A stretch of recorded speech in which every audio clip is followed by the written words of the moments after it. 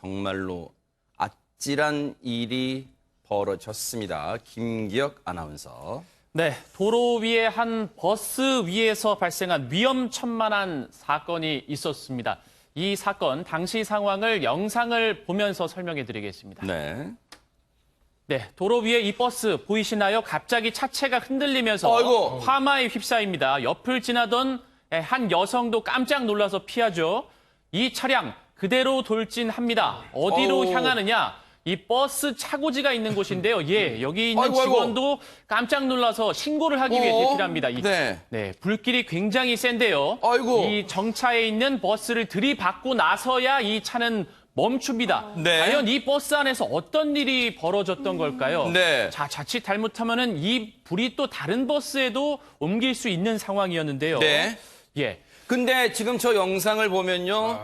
버스 뒷부분도 아니고 앞부분이란 말이에요. 그러면 이 상식적으로 볼 때 버스의 엔진이 앞에 있지는 않잖아요. 그런데 네. 어떻게 화재가 났을까요? 예. 이 사건은 버스 자체에서 불이 발생한 건 아닙니다. 아, 그래요? 예.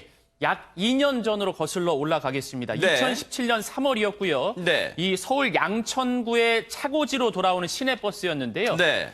승객들은 다행히 모두 내린 상황이었습니다. 하하. 그런데 한 남성이 네. 이 운행 중에 버스 위에 올라탔고 아하. 이 여성인 버스 기사와 말다툼을 벌이다. 아, 기사님이 여성분이세요? 예, 맞습니다. 아하. 여성 기사님과 말다툼을 벌이다. 네. 차고지쯤 다 와서 휘발유를 뿌리고 라이터로 세상에. 불을 붙인 사건이었습니다. 아니, 최단비 변호사님.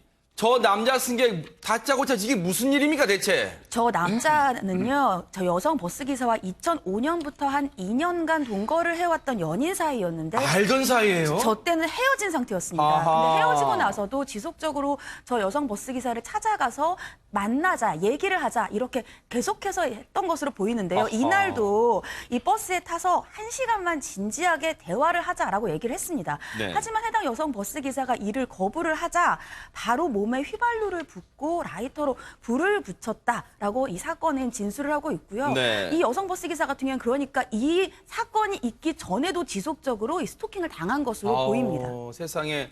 김동철 원장님, 아마 저 피해를 당하신 여성 버스 기사님은 설마 꿈에도 저 한때는 알았던, 한때는 동거했던 이 남성이 이런 끔찍한 범죄를 저지를 것이라고는 생각도 못했을 거예요. 네, 뭐 너무 놀랐을 거고요. 그리고 그 전에 이제 2년 전에 사귀었던 사람이기 때문에 아마 상당히 뭐 미움 감정은 있어도 그래도 네. 이제 정이 붙었었기 때문에 사실 네. 상당히 또 이런 사건까지 일어날 거라고 예상도 못했지만 네. 어쨌거나 이나성 물질을 붓고 네. 그리고 불을 붙이면서 전신 한 80% 정도 이상의 네. 화상을 입었다 그러거든요. 이렇게 80% 정도 입었다라고 하면 어떤 거냐면 한 3, 4도 정도의 화상이라 보시면 되는데 아하. 이거는 장기까지 손상이 가는 겁니다. 세상에. 그렇기 때문에 사망에까지 이루어질 수가 있고요. 뭐 결국은 이제 간염 증상 합병증으로 사망했다 얘기를 할 수 있습니다. 김복준 의원님, 지금 이 두 사람의 관계에 앞서 우리 최단비 변호사님도 설명하셨지만요. 2005년에 이 두 사람은 2년간, 그때부터 2년간 동거를 했고 이별을 했는데 이 범죄는 이 사건은 2017년에 이루어졌어요. 그러면 이 추정을 해보지만 10년 사이에 이 여성분이 엄청나게 정신적 피해를 당했을 수 있다 이런 생각도 해봅니다. 아마 그 기간 동안에 지속적으로 이 여성을 쫓아다니거나 하면서 스토커 활동을 했겠죠. 엄청나게 이제 아마 괴로움을 당한 것 같고요. 네.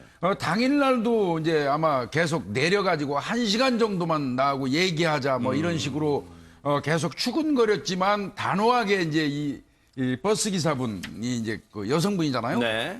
이게 거절을 했던 것 같은데 이 범죄가 일어나고 난 이후에 이 범죄자, 이 범인은 그렇게 얘기했어요. 난 겁만 주려고 했는데 이렇게 됐다. 고의가 없었다. 말도 안 되는 소리를 하는 겁니다. 말도 안 되는 소리를. 사람 몸에다가 저 인화성이 풍부한 기름을 부어놓고 라이터로 불을 붙였으면 이거 거의 화형식 수준이에요. 네네.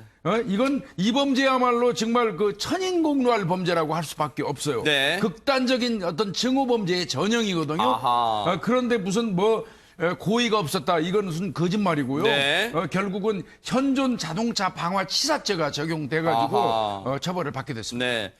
김호인 변호사님, 정말로 이건 말도 안 되는, 그렇다면 반성조차 할 줄 모르는 정말 인면수심이라밖에 말할 수 없잖아요. 네, 맞습니다. 이제 범죄에도 정도가 있고 모든 범죄는 잘못됐지만 네. 범죄도 정도가 있고 그에 따라 비난 가능성이 달라지겠죠. 근데 이 범죄 정말 저희가 입에 담기도 끔찍한 그러니까요. 일말의 변명의 여지도 없는 범죄입니다. 근데 이 남성 무려 전과가 20차례나 있었습니다. 전과가 있던 사람이 또 20차례나 있었고 그렇기 때문에 어떠한 양심의 가책도 느끼지 않고 이번 범죄를 저질렀고요. 더욱이 법정에서도 이 피해자 가족한테 그 어떠한 사과나 용서를 구하는 행동도 하지 않고 뻔뻔한 모습을 보였다고 합니다.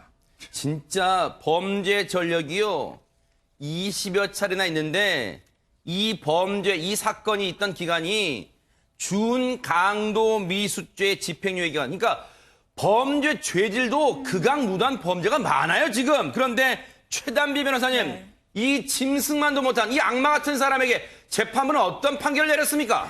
1심 재판부에서는 징역 25년을 내렸습니다. 내리면서 했던 이제 이유들이 있는데요. 처음에는 이제 김복진 교수님 말씀처럼 본인은 고의가 없었다라고 주장을 했습니다만 네. 재판을 하는 과정에서 같이 죽으려고 라이터 불을 켰다라고 진술을 했습니다. 네. 이것을 봤을 때에는 아마 이렇게 라이터 불을 켰으면 이 여성이 사망할 수도 있었다는 걸 본인도 알 수 있었다는 네. 거예요. 그렇기 아하. 때문에 살인의 고의를 인정할 수가 있고 네. 유족들이 얼마나 평생 고통에 휩싸여서 살겠습니까? 그렇기 그러니까요. 때문에 평생 지울 수 없는 고통을 받게 된 유족에게 용서를 구하거나 피해 회복을 하기 위한 조치도 하나도 취하지 않았어요. 이러한 모든 점들을 봤을 때 네. 징역 25년을 1심이 선고를 했는데 이 네. 남성 양형이 너무 많다며 항소를 했습니다. 아이고, 뻔뻔하네요 그렇지만 진짜. 대법원에서는 이 항소를 받아들여지지 않았고요. 네. 징역 25년을 확정했습니다. 네. 그런데요, 김기혁 아나운서, 이 사건은 앞서 말씀드린 것처럼 2017년에 일어났고 지금 들으신 대로 대법원 최종심 25년까지 확정이 됐는데 왜 2019년에 와서 이 사건이 다시 주목을 받고 있습니까? 네, 이 숨진 피해자 여성분이요, 근로복지공단과 산업재해보상보험심사위원회에서 업무상 재해로 인정을 받지 못했습니다. 하하. 네, 그래서 이 숨진 유가족분들이 업무상 재해로 인정을 해달라라고 법원에 소송을 낸 거죠. 네. 그런데 유족들의 주장은 이렇습니다. 사건 그 범행이 버스기사 업무에 내재된 위험이 현실화된 사고, 그러니까 버스 기사에게 일어날 수 있는 사고다. 그러니 업무상 재해로 인정을 해달라. 아하. 그리고 이 숨진 강 씨, 이 여성은요, 정해진 버스 노선에 따라 운행을 했고, 네. 또 이 피의자가 타려는 것을 막을 수 없었다. 버스 기사로서 막을 수 없다. 그렇기 때문에 이것은 업무상 재해로 봐야 된다. 아하. 그리고 버스 업체에서 버스 기사와 그 승객들을 분리하는 격벽 있잖아요. 네. 이게 설치되어 있지 않았기 때문에 아하. 이것도 업무상 재해 인정될 이유다라고 주장을 했습니다. 그러면서 화제가 네. 됐죠. 네.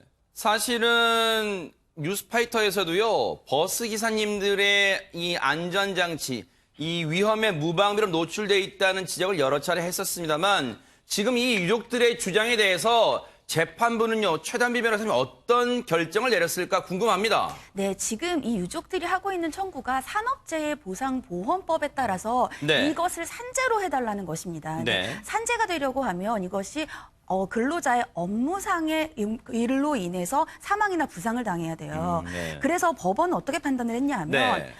그 버스 기사님들께서 굉장히 위험한 상황에 놓인 거는 법원도 인정을 했습니다. 아하. 앞서서 말씀하신 것처럼 어떻게 버스 기사님들이 승객이 탑승하는데 이것을 거부를 할 수가 없잖아요. 네. 여기에다가 승객에 의한 폭행이 많이 기억하시는 것처럼 빈번히 일어납니다. 네네. 그래서 굉장히 위험한 상황인 것은 인정을 하지만 이게 지금 청구가 산업재해보상보험법에 따른 산재를 인정해달라는 것인데 네. 지금 이 남성 같은 경우에는 개인적인 원한으로 이러한 범죄를 저질렀지 일반적인 버스 운전기사님들께서 운전을 하는 도중에 어떠한 일이 아니라는 거예요. 그렇기 때문에 산재는 인정할 수가 없다라고 네. 판단을 했습니다. 아니 근데 유족 주장에 일리는 부분이 있잖아요. 탈출구 그리고 격벽이 있었다면 그나마 저 피해 정말 끔찍한 저 방화에서 벗어날 수도 있었지 않았을까 하는 유족 주장이 일리가 없습니까? 그러면 김호인 변호사님? 예, 어느 정도 일리가 있다고 볼 수가 있습니다. 하지만 재판부의 판단은 유족 측의 입장과는 달랐는데요. 재판부는 이렇게 판단을 했습니다.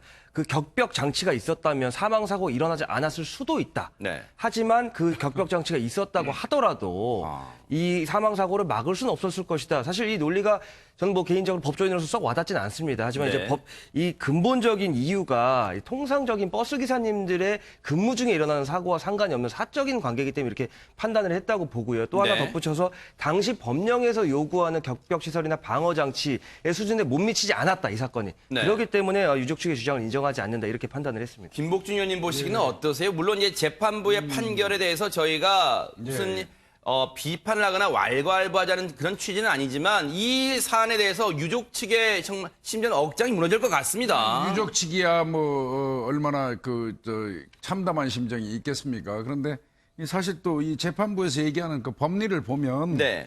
통상적인 운전 업무에서 발생할 수 있는 어떤 그런 일은 아니라는 거잖아요. 이게 일반적이지 않은 형태, 사적인 어떤 그 요소가 개입된 거기 때문에 그 이제 뭐 산재보험인가요? 그거 네. 관련돼서는 그 인정하기 어렵다 이렇게 하는데 네. 얘기하는데 글쎄요 이게 싹둑 잘라가지고 결정할 사안은 아닌 걸로 보이는데 네. 뭐 약간은 저 개인적으로 좀 아쉬움이 있습니다. 이게 김복준 의원님 말씀처럼 그냥 법리적 잣대로 칼로 무 자르듯이 적용할 수 있는 문제인가 이 유족들 입장에 한번 생각해 보세요. 법에도 눈물이 있어야 된다 그러잖아요.